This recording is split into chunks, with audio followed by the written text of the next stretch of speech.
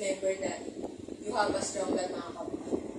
And sabi din sa Isaiah 41 verse 10, do not fear for I am with you. Do not be afraid for I am your God. I will strengthen you and I will help you and I will uphold you with my righteous right hand.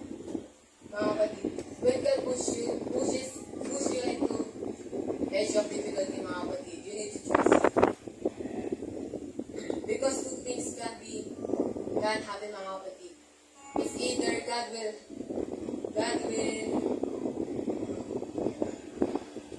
catch you when you fall, mga kapatid, or He will teach how to fly. Huwag kang matakot, mga kapatid, kung anong pinagdadaanan mo sa araw na to. Huwag kang matakot kung anong problema mo, mga kapatid. Always remember that you have a powerful God, mga kapatid. So as we sing a song for the people,